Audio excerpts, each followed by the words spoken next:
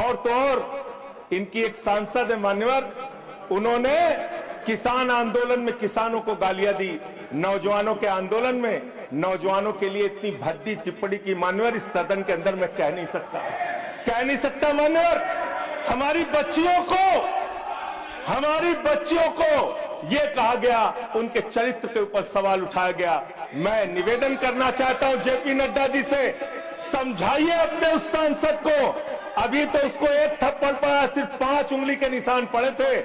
ऐसी बात करोगे, गटर जेनजी को गटर कहोगे, जेनजी को गटर करोगे, तो तुम्हारी सरकार को इस देश का नौजवान, इस देश का जेनजी पकड़ के गटर में डालने का काम करेगा। इसलिए तुम्हारी सरकार को मान्यवर, इसलिए मैं आपसे निवेदन करना चाहता हूं, नौजवानों को गटर जेनजी मत बोलो। तुम्हारी सरकार को उठा के वो गटर में डालने का काम करेंगे, क्योंकि मोदी जी का नारा है अनपढ़ रहेगा इंडिया, तभी तो अंधभक्त बनेगा इंडिया। अनपढ़ रहेगा इंडिया, तभी तो अंधभक्त बनेगा इंडिया। मानवर, इस सरकार ने कोयला चुराया, गैस चुराया, बिजली चुराई, पानी चुराई, शिक्षा चुराया, स्कूल चुराया, अस्पताल चुराया, पेपर चुराया। हम लोगों ने सोचा अब क्या चुराएंगे, बोले हम चंदा भी चुराएंगे, राम का चंदा भी चुराएंगे। पेपर चोरी से लेके चंदा चोरी तक सारे चोरी के गुनाह में तुम लोग शामिल हो। किसान आंदोलन करता है तो खालिस्तानी हो जाता है, किसान आंदोलन करता है तो खालिस्तानी हो जाता है, मुसलमान आंदोलन करता है तो पाकिस्तानी हो जाता है, नौजवान आंदोलन करता है तो चाइनिस्तानी हो जाता है। लेकिन मैं इस सरकार के बारे में कहना चाहता हूं, जो लोग AK-47 चलाते हैं, छात्रों के सर पे लाठियां चलाते हैं, आंसू गैस के गोले छोड़ते हैं, वो सरकार आतंकवादियों जैसा आचरण कर रही है, आतंकवादियों जैसा व्यवहार कर रही है। मैं ये कहना चाहता हूं। श्रीमान संजय सिंह जी। धन्यवाद मान्यवर, आपने इस महत्वपूर्ण बिल पे मुझे अपनी बात कहने का मौका दिया। मान्यवर, मैं अपनी बात की शुरुआत नीट पेपर लीक के कारण जिन 21 बच्चों ने आत्महत्या करके अपनी जान दी, उनको सर झुका के नमन करते हुए, श्रद्धांजलि देते हुए अपनी बात शुरू करना चाहता हूं। मैं उन लोगों को भी श्रद्धांजलि देना चाहता हूं जो पिछले 10 साल में 1,23,000 छात्रों ने सुसाइड किया, आत्महत्या किया, और 2,000 छात्र हर साल सिर्फ पेपर लीक के कारण आत्महत्या की जिन्होंने। मान्यवर, मैं ये बिल पढ़ रहा था और आपने नीट के पेपर लीक के कारण जब 22 लाख बच्चे प्रभावित हुए तो आपने कहा री एग्जाम कराएंगे। पहली बार जब आपने एग्जाम कराया तो 22,80,000 बच्चे उसमें बैठे थे, लेकिन दोबारा जब आपने री एग्जाम कराया तो उसमें मात्र 20 लाख बच्चों ने हिस्सा लिया। 2,80,000 बच्चों ने हिस्सा नहीं लिया। उस गुनाह के लिए, उस पाप के लिए जिम्मेदार कौन है? दूसरी बात मान्यवर, यह बिल देख के मुझे लगता है कि सरकार खुद स्वीकार कर रही है कि देखो भाई, पेपर लीक तो होगा, पेपर लीक हम नहीं रोक पाएंगे, पेपर लीक होगा। हत्या के खिलाफ सख्त कानून बनता है, बलात्कार के खिलाफ सख्त कानून बनता है। तो कोई हत्या का अपराधी होता है, बलात्कार का अपराधी होता है जिसको सजा मिलती है। पेपर कराने की जिम्मेदारी तो सरकार की है मान्यवर, पेपर कराने की जिम्मेदारी तो सरकार की है। आपको अपने ऊपर कॉन्फिडेंस ही नहीं है कि आप ऐसा पेपर कराएंगे जिसमें पेपर लीक ना हो, यह आपको कॉन्फिडेंस नहीं, इसलिए आप ये कानून लेके आए। कानून में लिखा क्या है? इस कानून में आप लिख रहे हैं 2 महीने में इन्वेस्टिगेशन पूरी हो जाएगी, 3 महीने में ट्रायल खत्म हो जाएगा, 2 महीने में इन्वेस्टिगेशन पूरी हो जाएगी, 3 महीने में ट्रायल खत्म हो जाएगा। कितने कोर्ट है आपके पास? पूरे देश में कितने जजेस हैं आपके पास? फास्ट ट्रैक कोर्ट की असलियत मान्यवर पता है आपको? 2.5 lakh cases fast track court के अंदर पेंडिंग पड़े हुए हैं। यह आपकी हकीकत है। फास्ट ट्रैक कोर्ट की हालत यह है, एक लड़की एसिड विक्टिम, शाहीन नाम है उसका, 15 साल तक फास्ट ट्रैक कोर्ट में उसका मुकदमा चला और 15 साल के बाद सारे के सारे आरोपी बरी हो गए। क्या फास्ट ट्रैक कोर्ट की बात आप कर रहे हैं? गुमराह करने की बात आप करते हैं। मान्यवर, इनके राज में 1 लाख सरकारी स्कूल हिंदुस्तान में बंद हुए। 1,20,000 सरकारी स्कूल ऐसे हैं जिसमें एक टीचर है। 98,000 सरकारी स्कूल ऐसे हैं जिसमें बच्चियों के लिए टॉयलेट का इंतजाम नहीं है। 1,19,000 सरकारी स्कूल ऐसे हैं जिसमें बिजली का इंतजाम नहीं है। मान्यवर, यह सरकार शिक्षा के ऊपर मात्र 2% पैसा खर्च करती है, मिड डे मील में नमक रोटी खाने को देती है।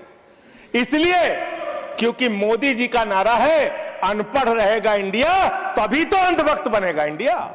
अनपढ़ रहेगा इंडिया तभी तो अंधभक्त बनेगा इंडिया। मान्यवर, इस सरकार ने कोयला चुराया, गैस चुराया, बिजली चुराई, पानी चुराई, शिक्षा चुराया, स्कूल चुराया, अस्पताल चुराया, पेपर चुराया। हम लोगों ने सोचा अब क्या चुराएंगे? बोले हम चंदा भी चुराएंगे, राम का चंदा भी चुराएंगे। पेपर चोरी से लेके चंदा चोरी तक सारे चोरी के गुनाह में तुम लोग शामिल हो। मान्यवर, किसान आंदोलन करता है तो खालिस्तानी हो जाता है। किसान आंदोलन करता है तो खालिस्तानी हो जाता है। मुसलमान आंदोलन करता है तो पाकिस्तानी हो जाता है। नौजवान आंदोलन करता है तो चाइनिस्तानी हो जाता है। लेकिन मैं इस सरकार के बारे में कहना चाहता हूं, जो लोग AK-47 चलाते हैं, छात्रों के सर पे लाठियां चलाते हैं, आंसू गैस के गोले छोड़ते हैं, वो सरकार आतंकवादियों जैसा आचरण कर रही है, आतंकवादियों जैसा व्यवहार कर रही है। मैं ये कहना चाहता हूं। मान्यवर, प्लीज कंक्लूड, प्लीज। मान्यवर, मैं आपके माध्यम से इनको एक सुझाव देना चाहता हूं। इनकी एक सांसद ने वहां पर गई हुई नौजवान, खत्म कर रहा हूं सर, सबके ऊपर आपने 1-2 मिनट मुझे भी दे दीजिए। टाइम खत्म हो रहा है, बोलिए सर। अभी तो 3 मिनट बाकी है सर। बोलिए सर।